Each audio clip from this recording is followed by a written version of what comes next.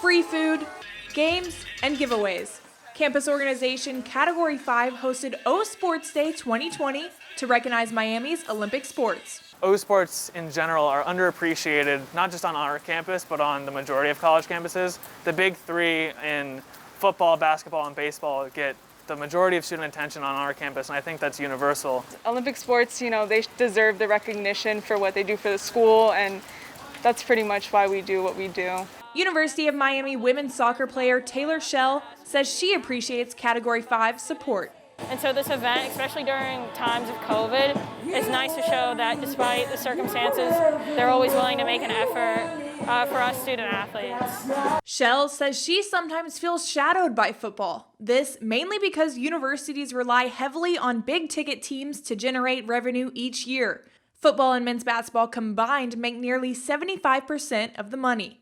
But in 2020, with college football ticket sales at an all-time low and without NCAA basketball's March Madness tournament, universities are losing hundreds of millions of dollars.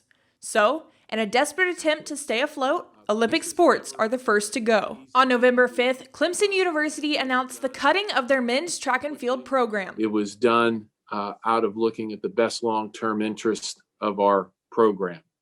This is not the first program cut of 2020. In July, Stanford University announced the cutting of 11 Olympic sports programs, shocking the sports world and their own student athletes. It was really out of the blue. I just remember waking up one morning and then to a bunch of texts from my friends saying like, I'm so sorry.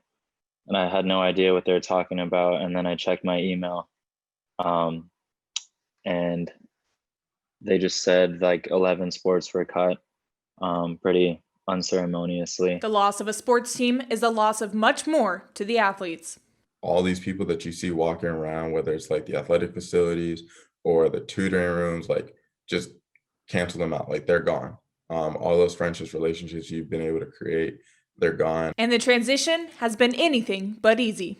And I was really looking forward to fencing with the team all 4 years. I wanted to be the captain one day. And the cancellation halts huge accomplishments for the athletes. By cutting these sports around the country, we're getting rid of opportunities for kids who may not have had the opportunity to go to college, to get an education, to pursue their dream. I never would have attended. I had never been in the state of South Carolina until my official visit to Clemson. And then my second time in the state of South Carolina was when I moved in summer school. And so through this, I still believe Clemson's a wonderful school. And really appreciate for my time there. But I know for a fact I never would have ended up here had it not been for the track and field team and for Coach Elliott giving me a shot to run on the program. In an attempt to save the program, petitions are now circulating. But in his public statement, Clemson Athletic Director Dan Radakovich says a petition to reinstate will not have an effect. Radakovich states, "We appreciate and acknowledge the potential effort to support or to reinstate the men's program. However, the decision is final." Now, the domino effect of Division I programs is placing fear on athletes, even in Coral Gables. It hurts as an athlete now to see that I could be the next program to be cut. And the current climb of COVID cases this fall could be fatal for the future of Olympic sports. Reporting for UMTV, I'm Cameron Dobbs.